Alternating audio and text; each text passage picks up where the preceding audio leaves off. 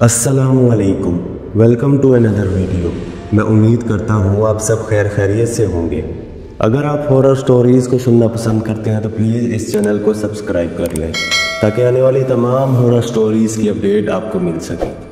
तो चलिए शुरू करते हैं हमारी आज की कहानी। एक कहावत है जो आपने ज़रूर सुनी होगी, बचपन में या कभी भी, जो आपको दिखाई देता है वो होता नहीं, और जो नहीं दिखाई देता वो आपके आसपास ही मौजूद होता है। ये कहावत आज की उस कहानी से बहुत ज़्यादा मुंसलिक है। ये कहानी इतनी खौफनाक और पुरअसरार है कि आपको इसे बहुत गौर से सुनना पड़ेगा। जिस शख्स के साथ ये सब कुछ हुआ उसे कभी भी इतनी ताकत नहीं मिली तो वो इस राज को समझ सके, लेकिन चूँकि मुझे पूरी कहानी मालूम है तो मैं आपको सुनाता हूँ। अगर आप इसे पूरा सुनेंगे तो शायद इस राज को हल कर सकें। ये कहानी हमारे मुल्क के उस हिस्से की है जिसे जन्नत कहा जाता है। हाँ, आपने सही सुना, ये कहानी कश्मीर के बारे में है। हर किसी ने कभी न कभी ये सोचा होगा कि जिस जगह को जन्नत कहा जाता है वहाँ इतनी खौफनाक चीज़ें क्यों होती हैं, इतना तशद्दुद, इतना खून खराबा क्यों। आज की कहानी एक ऐसे शख्स के बारे में है जो कई सालों बाद कश्मीर आया था। उसका नाम यूसुफ था। उसके साथ एक बार नहीं कई बार खौफनाक वाक़यात पेश आ चुके हैं। ये वाक़या 2010 का है, जब यूसुफ 40 साल का था। न्यूयॉर्क से अपने वालिदैन से मिलने पाकिस्तान आया। वो कई सालों बाद अपने घर वापस लौट रहा था। उसके वालिदैन की माली हालत बहुत ख़राब थी, इसलिए वो मजबूरन बाहर चला गया था। हर बार वो वापस आने की कोशिश करता लेकिन कभी मौका नहीं मिला। एक दिन उसे फ़ोन आया कि तुम्हारे वालिदैन की तबीयत बहुत ख़राब है। यूसुफ ने सोचा कि अब वक्त ज़ाया नहीं करना चाहिए क्योंकि कुछ भी हो सकता है। उसने फ़ौरन पाकिस्तान का टिकट बुक कराया। वहाँ से उसने कश्मीर के लिए गाड़ी बुक की और बिलाखिर कश्मीर पहुँच गया। जब यूसुफ अपने घर के करीब पहुँचा तो उसने देखा कि उसका मोहल्ला बिल्कुल वैसा ही था जैसे 20 साल पहले छोड़ा था। वही दुकानें, वही गलियाँ। वो बहुत खुश हुआ, लेकिन जब उसने घर का दरवाज़ा खटखटाया तो किसी ने नहीं खोला।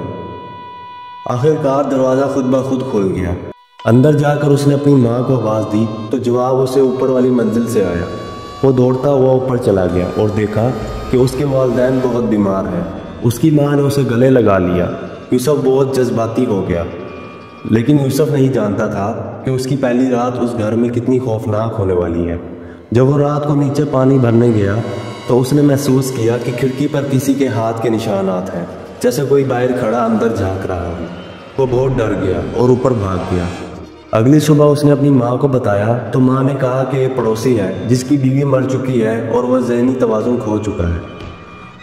यूसुफ को सुकून मिला कि कोई भूत नहीं था। एक दिन यूसुफ को अपने दोस्तों की पार्टी में बुलाया गया। वो वहाँ गया और देर तक रहा। उसके दोस्त दानिश ने उसे बताया कि रात 12 बजे से पहले घर लौट जाना, वरना कुछ भी बुरा हो सकता है। यूसुफ ने इस बात को नज़रअंदाज कर दिया। जब वो पार्टी से वापस जा रहा था तो उसने गांव के डल बर्ज पर एक छोटी बच्ची को रोते हुए देखा। उसने गाड़ी रोकी और पूछा, तुम क्यों रो रही हो? बच्ची ने जवाब दिया, मेरे माँ बाप मुझे नहीं मिल रहे, और उसने एक तालाब की तरफ इशारा किया। जब यूसुफ ने तालाब में देखा तो वहाँ 50 से ज़्यादा लाशें तैर रही थी। यूसुफ खौफ से बेहाल हो गया और भागकर गाड़ी में बैठ गया। रास्ते में उसने देखा कि सारा रास्ता खून से भरा हुआ था। जब यूसुफ घर पहुंचा तो दरवाज़ा नहीं खुला। एक शख्स ने उसे बताया, तुम्हारे वालिदैन तो 20 साल पहले एक एहतजाज में मारे गए थे। तुम जो उनसे बात कर रहे हो वो उनकी रूहें हैं। यूसुफ को यकीन नहीं आया, लेकिन उस शख्स ने कहा कि गाँव के डल बर्ज में आज भी उन मकतूलैन की रूहें भटकती हैं। यूसुफ को समझ आ गया था कि वो सच कह रहा है। जो कुछ उसने देखा वो सब हकीकत था। उसके वालिदैन जिंदा नहीं थे, वो वाकई रूहों से बातें कर रहा था। वो अपने माँ बाप को खोने के गम में न्यूयॉर्क वापस चला गया। आज भी गांव के डल बर्ज उसी तरह खौफनाक है। अगर किसी की मौत हो जाए और उसकी ख्वाहिश अधूरी रह जाए तो वो रूह कभी वहाँ से नहीं जाती। अगर आप कभी किसी ऐसी जगह पहुँच जाएं जहाँ पुराने वाक़यात हुए हों तो फ़ौरन वहाँ से निकल जाएं, चाहे वो आपका अपना ही घर क्यों ना हो।